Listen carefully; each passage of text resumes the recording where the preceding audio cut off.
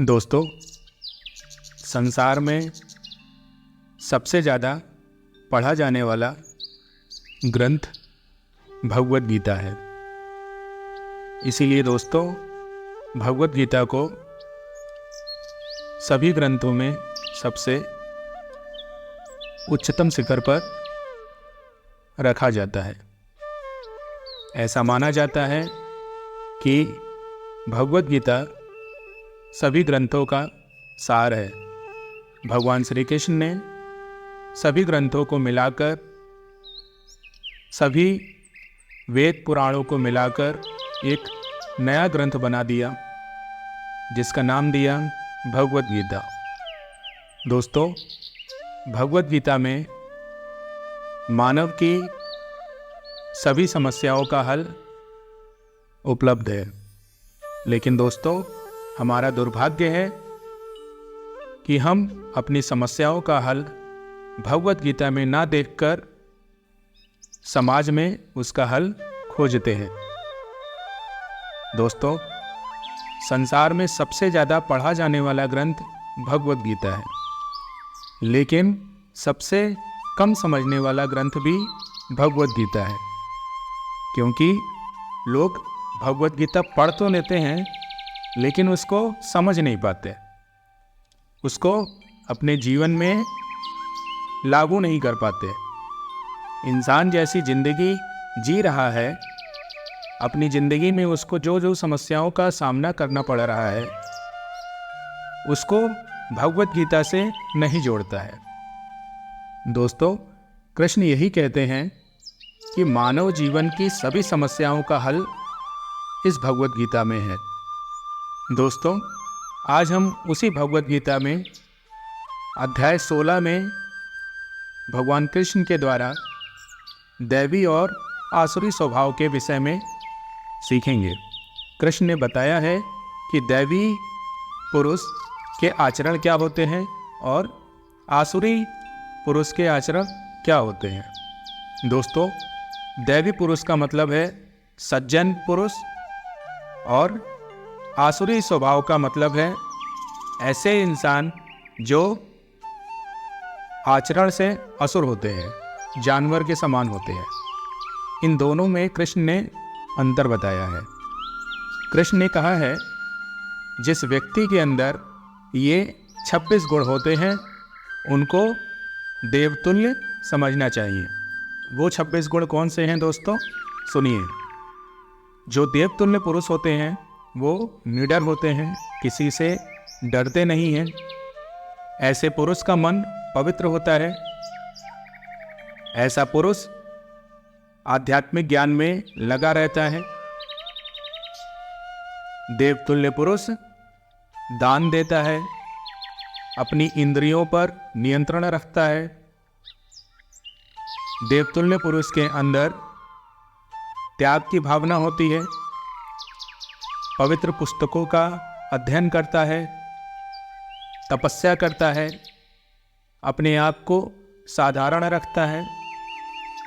देवतुल्य पुरुष अहिंसावादी होता है, सत्य की राह पर चलता है, कभी क्रोध नहीं करता। देवतुल्य पुरुष के अंदर त्याग की भावना होती है, मन में शांति होती है। देवतुल्य पुरुष किसी पुरुष के अंदर कोई गलतियां नहीं ढूंढता है, उनकी अच्छाइयों पे ध्यान देता है। देवतुल्य पुरुष सभी जीवित प्राणियों को एक समान देखता है, चाहे वो मनुष्य हो या पशु हो। देवतुल्य पुरुष लालच नहीं करता, सज्जन होता है, उसका स्वभाव विनम्र होता है, उसके आचरण में चंचलता नहीं होती है, मन में जोश होता है। देवतुल्य पुरुष क्षमा और सहनशील होता है। देवतुल्य पुरुष अंदर से दृढ़ होता है, अपने मन को, अपने आसपास के वातावरण को और इस संसार को स्वच्छ रखता है। देवतुल्य पुरुष किसी के प्रति शत्रुता नहीं रखता है, सभी से एक समान व्यवहार रखता है। देवतुल्य पुरुष अपने अंदर किसी भी प्रकार का कोई घमंड नहीं करता है। दोस्तों, ये 26 गुण कृष्ण ने बताए हैं। ये 26 गुण उन्हीं व्यक्ति के अंदर होते हैं जो देवतुल्य होते हैं, जो साधु होते हैं। ये 26 गुण जिस व्यक्ति के अंदर पाए जाते हैं, ऐसा व्यक्ति ही साधु है। ऐसा व्यक्ति देव के तुल्य माना जाता है। दोस्तों, इसके बाद कृष्ण ने 6 और गुणों को बताया। ये वो 6 गुण हैं जो आसुरी स्वभाव के लोगों के अंदर पाया जाता है। पहला गुण है अहंकार। जिस व्यक्ति के अंदर अहंकार होता है वो आसुरी स्वभाव में गिना जाता है। जिस व्यक्ति के अंदर घमंड होता है वो भी आसुरी स्वभाव में गिना जाता है। इसके अतिरिक्त जिस व्यक्ति के अंदर अभिमान होता है, क्रोध होती है, जिसका मन कठोर होता है, जिस व्यक्ति के अंदर अज्ञानता कूट कूट के भरी हुई है, जिस व्यक्ति के अंदर ये 6 गुण होते हैं या इनमें से कोई भी एक गुण हुआ, वो व्यक्ति आसुरी स्वभाव का माना जाता है। कृष्ण ने यहाँ पर टोटल 32 गुणों के विषय में बताया है, जिसमें से 26 गुण साधु पुरुष के और 6 गुण आसुरी स्वभाव के लोगों के लिए। दोस्तों, कृष्ण अर्जुन से कहते हैं, अगर व्यक्ति को मोक्ष चाहिए तो उसके अंदर साधु पुरुष के गुण होने चाहिए। दिव्य गुण वाले ही मोक्ष के लिए अनुकूल होते हैं। जिस व्यक्ति के अंदर आसुरी गुण होते हैं, ऐसा व्यक्ति इस संसार के बंधन में बंधा रहता है। उसके बाद कृष्ण अर्जुन से कहते हैं, अर्जुन, तुम्हारे अंदर आसुरी गुण नहीं हैं। तुम्हारे अंदर जितने गुण हैं वो सभी देवतुल्य हैं। तुम्हें अपने बारे में चिंता करने की आवश्यकता नहीं है। कृष्ण कहते हैं अर्जुन से, अर्जुन, इस संसार में 2 प्रकार के लोग होते हैं। पहले वो जो साधु होते हैं और दूसरे वो जो असुर होते हैं। दोस्तों, भगवान कृष्ण ने हमको पहले ही बता दिया कि साधु पुरुष के ये 26 गुण हैं और आसुरी स्वभाव के लोगों के 6 गुण होते हैं।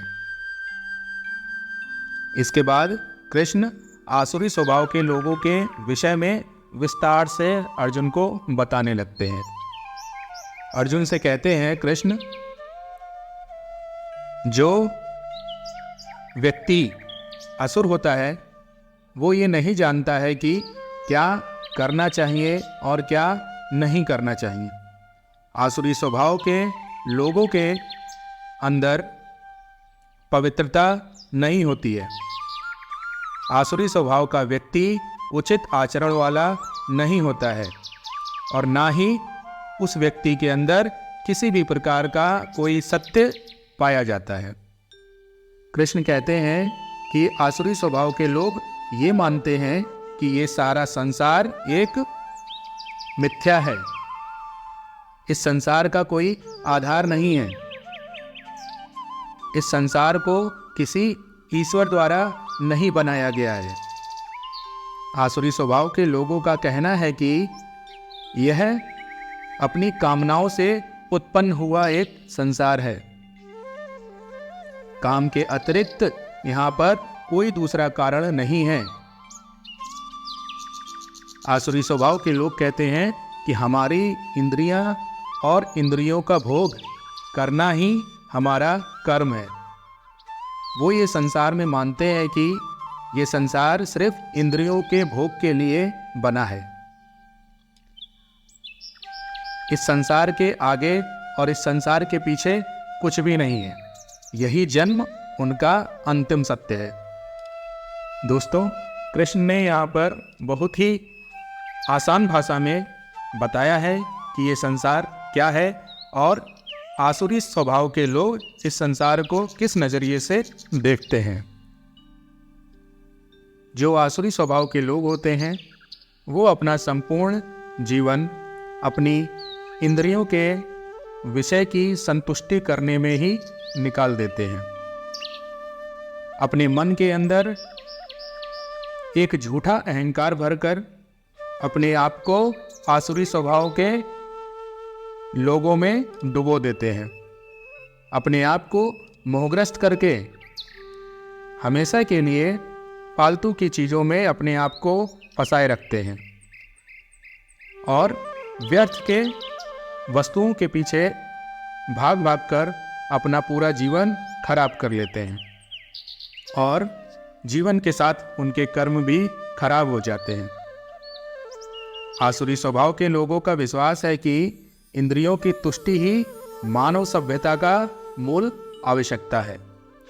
उनका ये मानना है कि अगर हम मनुष्य जन्म में आए हैं तो हमारा प्रमुख उद्देश्य यही है अपनी इंद्रियों की तुष्टि को पूर्ण करना, अर्थात अपने इंद्रियों के विषय को प्राप्त करना, अपने इंद्रियों को खुश रखना। इसीलिए आसुरी स्वभाव का व्यक्ति अपने जीवन के अंतिम क्षण तक अपनी इंद्रियों की तुष्टि के पीछे भागता रहता है, चिंता करता रहता है। अपने अंदर लाखों इच्छाओं का एक जाल बनाकर अपने आप को उसमें बांध लेता है और काम तथा क्रोध में लीन होकर इंद्रियों की तृप्ति के लिए गलत रास्ते को चुनकर धन को इकट्ठा करने में पूरा जीवन व्यर्थ कर देता है। दोस्तों, कृष्ण और कहते हैं अर्जुन से, कहते हैं आसुरी व्यक्ति सोचता है कि आज मेरे पास इतना धन है और अपनी योजना से मैं इस धन को और बढ़ा लूँगा और कमा लूँगा। इस समय मेरे पास इतना धन है किंतु भविष्य में ये बढ़कर और अधिक हो जाएगा। आसुरी स्वभाव का व्यक्ति सोचता है कि आज मेरा ये शत्रु है, मैं इसे मार दूंगा और इस संसार में जितने भी मेरे दुश्मन हैं मैं सबको मार दूंगा। आसुरी स्वभाव का व्यक्ति सोचता है कि एक मैं ही स्वामी हूं इस संसार का, मैं ही सभी वस्तुओं का भोक्ता हूं, मैं ही सिद्ध हूं, मैं ही शक्तिमान हूं और मैं ही इस संसार में सबसे अधिक सुखी हूं। आसुरी स्वभाव का व्यक्ति सोचता है कि मेरे पास सबसे अधिक धन होना चाहिए,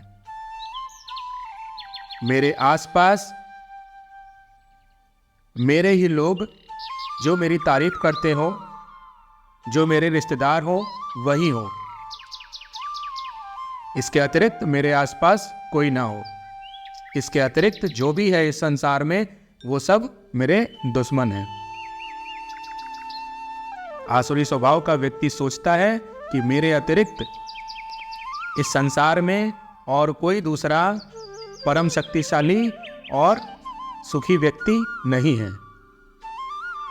आसुरी स्वभाव का व्यक्ति सोचता है कि मैं ही सबसे बड़ा दानी हूं, मैं ही सबसे बड़ा तपस्वी हूं। अपने मन में झूठा अहंकार करके अपने आप को हमेशा उच्चतम शिखर पर रखता है। कृष्ण कहते हैं इसी प्रकार आसुरी स्वभाव का व्यक्ति अज्ञानवश मोहग्रस्त में अपने आप को डुबोए रखता है और अंत समय में मरकर भी इस कर्मों के बंधन में फंसा रहता है। कृष्ण कहते हैं आसुरी स्वभाव का व्यक्ति अनेक चिंताओं में डूबा रहता है, मोहमाया के जाल में अपने आप को बांध लेता है, इंद्रियों के भोग के लिए ना जाने कैसे कैसे कर्म करता है और यही सब करते हुए आसुरी स्वभाव का व्यक्ति अपने आप को और नीचे ही गिराता चला जाता है। आसुरी स्वभाव का व्यक्ति हमेशा अपने आप को सबसे श्रेष्ठ मानता है, हमेशा घमंड में रहता है, उसको संपत्ति का एक झूठा अहंकार होता है। उसको लगता है कि मेरे आसपास सब मेरे अपने हैं और उन्हीं के मोह में फंसा रहता है। आसुरी स्वभाव का व्यक्ति किसी विधि विधान का पालन ना करते हुए कभी कभी नाम मात्र के लिए बड़े ही गर्व से एक छोटा सा काम करता है तो उसका भी घमंड करने लगता है, उसको भी इधर उधर बताने लगता है, कहता है कि मैंने ये अच्छा काम किया है। कृष्ण कहते हैं आसुरी स्वभाव का व्यक्ति एक छोटा सा भी अच्छा काम करेगा तो उसको 10 जगह बताएगा, लेकिन जो सज्जन पुरुष होते हैं उनकी अच्छाई परमात्मा जानता है, उनको अपनी अच्छाई सभी को बताने की जरूरत नहीं पड़ती है। कृष्ण कहते हैं मिथ्या अहंकार, बल, काम और क्रोध से मोहित होकर आसुरी व्यक्ति अपने शरीर में तथा अन्यों के शरीर में स्थित भगवान से ईर्ष्या और वास्तविक धर्म की निंदा करने में लगते रहते हैं। जो आसुरी स्वभाव के लोग होते हैं वे ना ही अपने अंदर छिपे हुए भगवान को देख पाते हैं और ना ही सामने वाले के अंदर जो ईश्वर विराजमान है उसको पहचान पाते हैं। कृष्ण कहते हैं जो लोग ईर्ष्यालु हैं और क्रूर हैं और नराधम हैं, उन्हें मैं निरंतर विभिन्न आसुरी योनियों में और भवसागर में डालता रहता हूँ। दोस्तों, कृष्ण ये कहते हैं कि जिन व्यक्ति के अंदर ये आसुरी गुण है उनको मैं मुक्ति नहीं देता। ऐसा व्यक्ति इस संसार में फंसा रहता है, इस माया के भवसागर में डुबकी लगाता ही रहता है। ऐसे व्यक्ति का कभी कल्याण नहीं होता। कृष्ण कहते हैं अर्जुन से ऐसे व्यक्ति आसुरी योनि में हजारों बार जन्म लेते रहते हैं और कभी भी मुझ तक नहीं पहुंच पाते। ऐसा व्यक्ति धीरे धीरे अत्यंत अधम गति को प्राप्त होते हैं। फिर उसके बाद कृष्ण कहते हैं अर्जुन, इस नरक के 3 द्वार हैं, काम, क्रोध तथा लोभ। प्रत्येक बुद्धिमान व्यक्ति को चाहिए कि इन्हें त्याग दे, क्योंकि इनमें आत्मा का पतन होता है। कृष्ण कहते हैं जिस व्यक्ति के अंदर काम है, क्रोध है, लोभ है, ऐसा व्यक्ति तुरंत ही इन तीनों गुणों को त्याग दे, क्योंकि ये तीनों गुण नरक के द्वार है। जिस व्यक्ति के अंदर काम है, क्रोध है और लोभ है, ऐसे व्यक्ति का पतन हो जाता है, समय के साथ नष्ट हो जाता है, उसको मुक्ति नहीं मिलती। जीवन भर ऐसा व्यक्ति परेशान ही रहता है। कृष्ण कहते हैं जो व्यक्ति इन तीनों नरक द्वारों से बच जाता है वह आत्म साक्षात्कार के लिए कल्याणकारी सिद्ध हो जाता है। मतलब दोस्तों, कृष्ण कहते हैं कि जिस व्यक्ति के अंदर काम नहीं है, क्रोध नहीं है और लोभ नहीं है, किसी भी प्रकार का कुछ लालच नहीं है, ऐसा व्यक्ति आत्म साक्षात्कार को प्राप्त हो जाता है। ऐसे व्यक्ति को अंत समय में भगवत धाम प्राप्त होता है। ऐसा व्यक्ति जब तक इस संसार में रहेगा सुखी रहेगा। ऐसा व्यक्ति परम गति को प्राप्त होता है। कृष्ण कहते हैं जो व्यक्ति शास्त्रों में लिखी बातों को नहीं मानता और अपने मन माने ढंग से कार्य करता है, उसे ना तो सिद्धि प्राप्त होती है और ना ही वो कभी सुखी होता है और ना ही ऐसा व्यक्ति परम गति को प्राप्त होता है। दोस्तों, इसीलिए हम सभी को शास्त्रों में लिखी बातों के अनुसार अपना जीवन जीना चाहिए। कृष्ण यहाँ पर कहते हैं कि जो व्यक्ति शास्त्रों में लिखी बातों को नहीं मानता, अपने मनमाने ढंग से अपना जीवन जीता है, ऐसे व्यक्ति को परम सुख नहीं प्राप्त होता। इसलिए दोस्तों, मनुष्य को चाहिए कि शास्त्रों के विधि विधान के अनुसार क्या कर्तव्य है और क्या अकर्तव्य है, क्या करना चाहिए और क्या नहीं करना चाहिए, उसे ऐसे विधि विधानों को जानकर कर्म करना चाहिए। ऐसा करने से व्यक्ति अपने आप को उच्चतम शिखर तक ले जा सकता है। दोस्तों, कृष्ण का तात्पर्य यही है, मनुष्य को क्या करना है और क्या नहीं करना है, इसका ज्ञान मनुष्य को होना चाहिए। जिस व्यक्ति को अपने कर्तव्य और अकर्तव्य का ज्ञान नहीं है, ऐसा व्यक्ति आसुरी स्वभाव का होता है। जिस व्यक्ति को ये पता है मुझे क्या करना चाहिए और क्या नहीं करना चाहिए, ऐसा व्यक्ति धीरे धीरे उच्चतम शिखर की ओर बढ़ता रहता है। ऐसे व्यक्ति को जीवन मुक्ति प्राप्त होती है। दोस्तों, हमारा भी लक्ष्य यही है कि हम सबको अपने जीवन में अपने कर्तव्यों का ज्ञान होना अति आवश्यक है। हमको पता होना चाहिए कि हमें क्या करना है और क्या नहीं करना है। जिस व्यक्ति को अपने कर्तव्य और अकर्तव्य का ज्ञान है, ऐसा व्यक्ति ही अपने जीवन को अच्छे से जी सकता है और अंत समय में भगवत धाम को प्राप्त कर सकता है। दोस्तों, कृष्ण ने अच्छे इंसान और बुरे इंसान का विस्तार में यहाँ पे बताया है। अर्जुन के माध्यम से कृष्ण ने बता दिया कि एक साधु पुरुष के क्या गुण होते हैं और एक आसुरी स्वभाव के पुरुष के क्या गुण होते हैं। दोस्तों, इसी के अनुसार हमें भी अपने जीवन में साधु पुरुष के गुण अपनाने चाहिए और हमें ये भी पता होना चाहिए कि हमारा क्या कर्तव्य है और क्या अकर्तव्य है। अगर हमको ये दो चीज़ों का ज्ञान हो गया तो हमको जीवन में किसी भी प्रकार का कोई कष्ट नहीं होगा।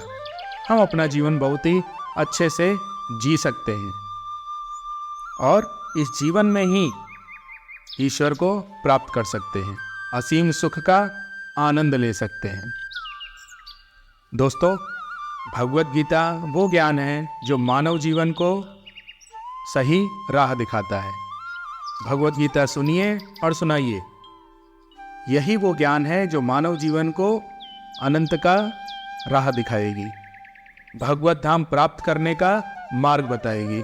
इसी प्रकार आप हमारे साथ बने रहिए, भगवत गीता का आनंद लीजिए। हरे कृष्ण, हरे कृष्ण।